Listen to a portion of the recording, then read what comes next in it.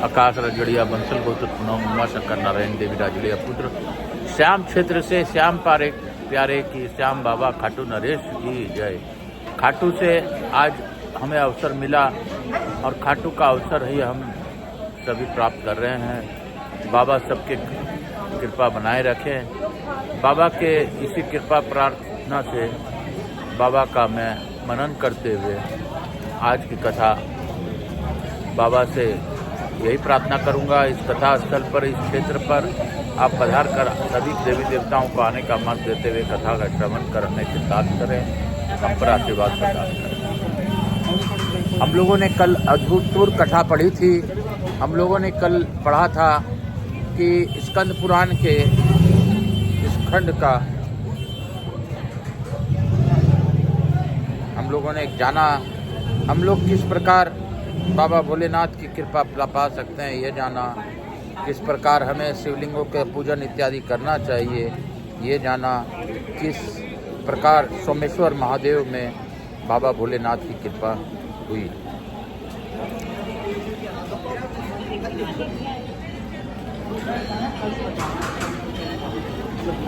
हम लोग आज जानेंगे, आगे की कथा की ओर बढ़ेंगे। बाबा भोलेनाथ से प्रार्थना करते हुए, श्याम क्षेत्र से श्याम बाबा को प्रार्थना करते हुए, गणेश जी महाराज, लक्ष्मी जी महारानी, सभी देवी देवताओं को प्रणाम करते हुए, स्थानीय देवता, वास्तु देवता, ग्राम देवता, मेरे भोलेनाथ श्री कृष्ण सभी को नमन करते हुए आज की कथा प्रारंभ करेंगे। महादेव जी कहते हैं, महादेवी गौतमेश्वर के स्थान में देवेश्वर भगवान दैत्यसूदन के समीप जाना चाहिए, जो ब्रह्मास्त्र क्षेत्र के निवास करने वाला सब प्राणियों के पाप का नाश करते हैं।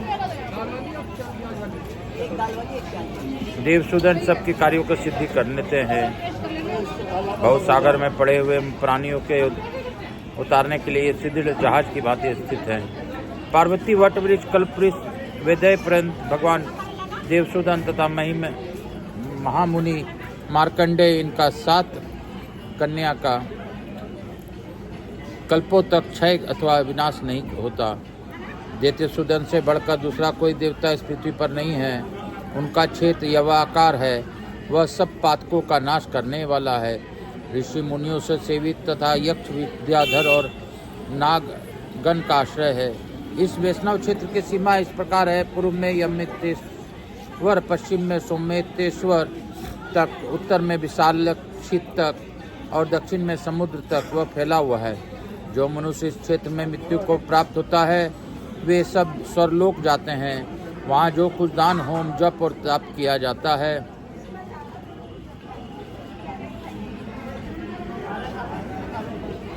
वे 7 कल्पों तक अक्षय बना रहता है। जो वहाँ भगवान विष्णु की प्रीति के लिए विधि पूर्वक एक ब्राह्मण को भी भोजन कराएगा, उसे 1 करोड़ ब्राह्मण भोजन कराने का फल होता है। जो मनुष्य वहाँ भक्ति पूर्वक उपवास करता है उसे एक ही उपवास से 10,000 उपवासों का फल मिलता है।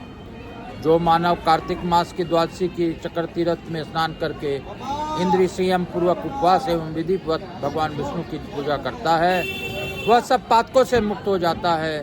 पार्वती जी ने पूछा, भगवान श्री विष्णु का दैत्यसूदन नाम किस समय और किस प्रकार हुआ?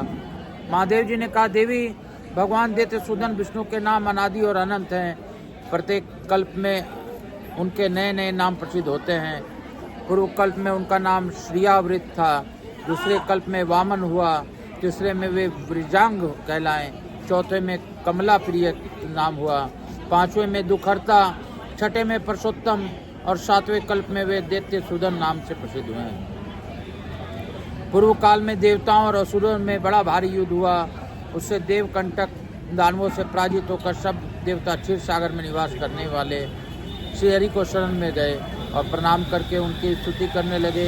देवता बोले, देवी, देव जगन्नाथ आपकी जय हो। आप दैत्यों और असुरों का मान मर्दन करने वाले हैं। आपने ही बड़ा रूप धारण करके इस पृथ्वी का उद्धार किया था। मत्स्य रूप से आपने ही समुद्र के जल में वेदों का उद्धार किया है। जब क्षीर सागर का मंथन हो रहा था उस समय कुंभ रूप धारण करके अपने अपने पीठ पर मंदराचल उठाया और लक्ष्मी जी को उद्धार किया। आपको नमस्कार है, आप लक्ष्मीपति हैं। लक्ष्मी जी उनका आपका आश्रय दिया है। लिया है। देव, आप पीड़ितों का पीड़ा का नाश करने वाले हैं। आपने वामन रूप धारण करके बलि को बांधा है और वराह रूप से महादेव हिरण्याक्ष का वध किया है। आपने ही नरसिंह रूप में हिरण्यकशिपु को आकाश में धारण करके मारा है। आप ही संपूर्ण देवताओं के मूल है। प्रभु महादेव, आपने ही समस्त संसार का उद्धार किया है। पार्वती अस्त्रों सुनकर कमला नयन भगवान विष्णु ने ब्रह्मा और देवताओं से कहा, देवगण, तुम दानवों का भय छोड़ दो, मैं शीघ्र ही उनका संहार करूंगा। यों कहकर श्री विष्णु देवताओं के साथ वहां आए और चक्र द्वारा पृथक पृथक सब दानवों का संहार आरंभ किया। यह देख सब दानव भय से विकल हो भागने लगे। पर बाध क्षेत्र में आकर उन्होंने समुद्र की शरण ली। भगवान ने अपने चक्र से सब दैत्यों को सफाया कर डाला। उनके मारे जाने पर देवताओं, ब्राह्मणों तथा तपस्वी जनों का कल्याण हुआ। संसार की व्याकुलता दूर हुई और उन सब का चित्त स्वस्थ हुआ। तभी से भगवान विष्णु का नाम दैत्यसूदन हुआ। उनका दर्शन करके मनुष्य 7 जन्मों तक जड़, अंध, दरिद्र और दुख नहीं होता। श्रावण नक्षत्र में द्वादशी का योग पुण्यदायक है तथा रोहिणी नक्षत्र में अष्टमी का संयोग शुभ है। उस समय भगवान दैत्यसूदन के शयन और उत्थापन का उत्सव होता है। उस अवसर पर दैत्यसूदनों के समीप एक एक उपवास का 10-10 उपवास के बराबर फल होता है। चांडाल, सौपच और पशु पंछी भी वहाँ प्राण त्याग करने पर वैकुंठ धाम में जाते हैं। कार्तिक और वैशाख मास में वहाँ श्रद्धा पूर्वक 1 मास तक उपवास करें। उस समय एक बार उपवास का कोटि उपवास के बराबर फल होता है।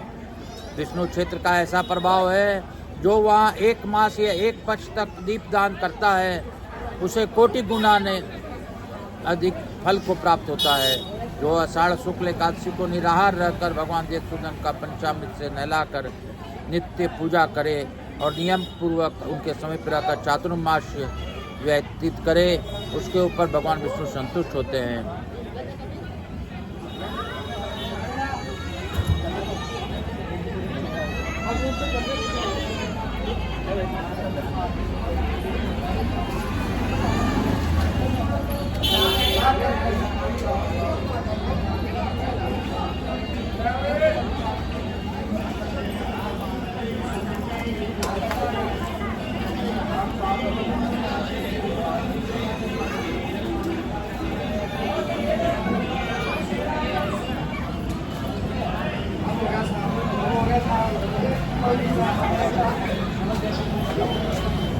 आराधना का फल मिल जाता है। काम, क्रोध, मोह, राग और मत्सर छोड़कर ब्रह्मचर्य का पालन करते हुए इंद्र संयम पूर्वक एक बार अवश्य कुमारेश्वर का पूजन करना चाहिए। दैत्यसूदन के स्थान में वायव्य कोण में 30 धनुष की साकल्य द्वारा पूजा साकलेश्वर नामक लिंग है। राज ऋषि साकल ने वहाँ बड़ी तपस्या और आराधना करके मुझे महादेव को प्रत्यक्ष दर्शन किया था। तो प्रसन्न हुए महादेव को उस लिंग में उतारा है। पार्वती साकलेश्वर के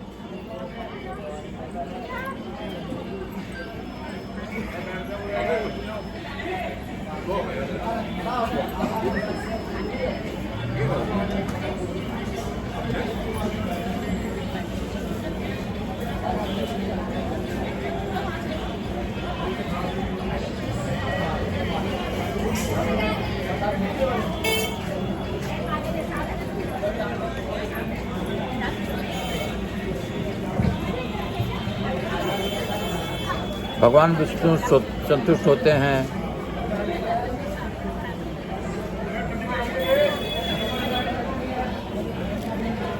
जो मनुष्य एकादशी तिथि को वहाँ गीत, नृत्य, वाद तथा दृश्य अभिनय आदि के द्वारा रात में जागरण करता है, वह भगवान विष्णु के उस परम पद धाम में जाता है, जहाँ से पुनः इस संसार में आना नहीं होता।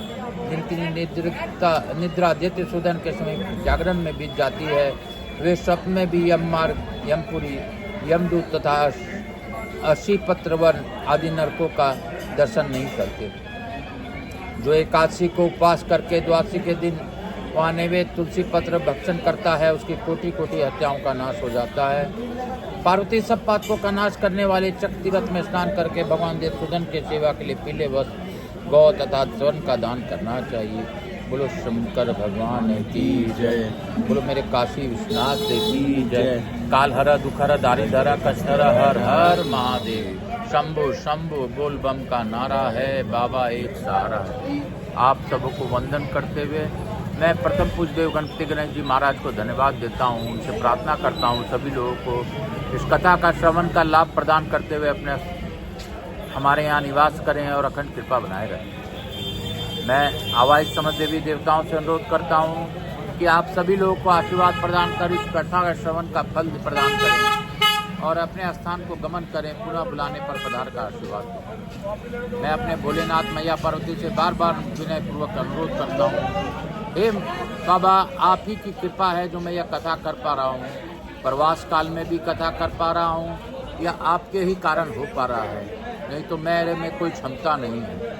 बाबा आप ही मुझे शक्ति प्रदान करें कि मैं इन कथाओं से कभी विमुख न हूँ, क्योंकि कथा बिना संसार में कुछ नहीं, बाकी सब मोह माया है। हे बाबा इस मोह माया से मेरे जो चाहने वाले हैं, मेरे से जुड़ने वाले हैं, सभी पर अखंड कृपा बनाए रखें। बाबा मैं इस श्याम तीर्थ का आज बहुत ही भली भांति आपकी कृपा से दर्शन किया और शायद अपने जीवन में इतने देर तक तो आखिया पहली बार ही लड़ाने के लिए खाटू श्याम में मुझे मिली, यह भी आप ही की कृपा है। बाबा आपकी स्नेह और आपकी कृपा से मैं इसी प्रकार आशीर्वाद प्राप्त करता रहूं, आपकी दया मुझ पर बनी रहे। इसी भाव के साथ आज की कथा को यहीं पे विराम देता हूँ। बोलो श्याम प्यारे की जय। बोलो मेरे भोलेनाथ की जय। कालहरा दुखहरा दारिधरा कष्टहरा हर हर महादेव।